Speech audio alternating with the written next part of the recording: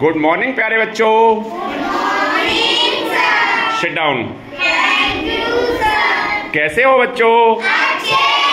Very good. अच्छा बच्चों बताओ, जो हम पानी पीते हैं जीने के लिए, जीवन, पानी के बिना जीवन ही नहीं है, ये पानी कहाँ कहाँ से मिलता है हम लोगों को? और नदी से। Very good. अच्छा बताइए, नदी में पानी आता कहाँ से है? पता है आपको? नहीं पता। नदी में जो बर्फ के ऊंचे ऊंचे पर्वत होते हैं ना, वहां से पिघलता रहता है और निरंतर पानी आता है नदी में। देखो पानी कोई कम होता है क्या कभी? जो छोटी मोटी नदियां हैं वो लगभग सूख जाती है गर्मी के दिनों में, लेकिन जो बड़ी नदियां हैं वो लगातार बहती रहती हैं, उनका पानी लगातार आता रहता है और पानी कम नहीं होता है। क्या नदी पानी स्वयं पी जाती है? हम लोग ही पीते हैं। और क्या क्या करते हैं बताइए नदी के पानी से? नहाते हैं और कपड़े धोते हैं, जानवरों को भी नहलाते हैं, जानवर भी पानी पीते हैं, है ना? तो आज नदी के बारे में कक्षा 5 की पाठ का चौथा पाठ है सरिता। सरिता माने क्या होता है? नदी। तो आज हम सरिता पाठ के बारे में पढ़ेंगे, नदी के बारे में पढ़ेंगे। अच्छा बताओ, ये कविता है हमारी, तो लिखी होगी कवि ने।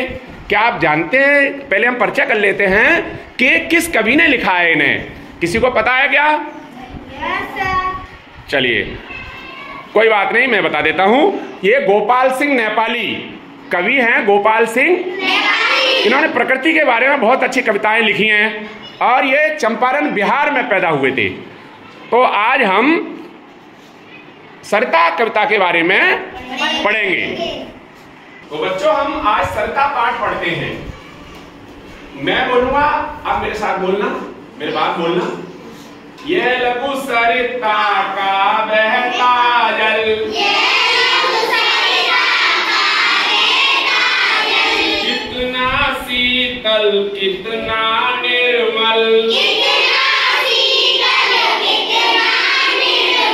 यानी ये लघु, लघु माने छोटी छोटी नदी का बहता हुआ जल, बहुत ही शीतल और एकदम निर्मल। निर्मल कहते हैं स्वच्छ जल। हिमगिरी के हिम से निकल निकल,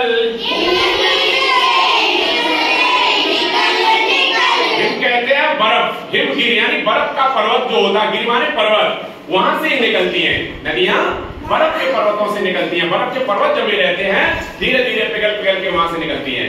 गंगा कहां से निकलती है? गंगोत्री। यमुना कहां से निकलती है? यमुनोत्री। यानी पर्वत से ही निकलती हैं।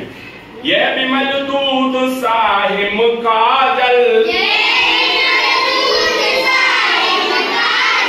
विमल कहते हैं स्वच्छ, और ये बर्फ का जब वहां से चलता है एकदम स्वच्छ जल, एकदम स्वच्छ दिखता हुआ।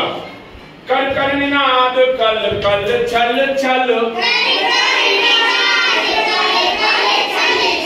जब ये ऊंचे पर्वतों से गिरता है नीचे तो कल कल की ध्वनि आती है।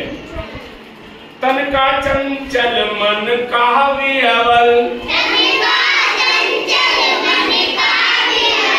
ऐसा लगता है बच्चा छोटा होता है, बड़ा चंचल होता है। तो ऐसे ही नदी का पानी ये व्याकुल और चंचल दिखता है। ये लघु सरिता का बहता जल, छोटी सी नदी का बहता हुआ जल, ऊंचे शिखरों से उतर उतर,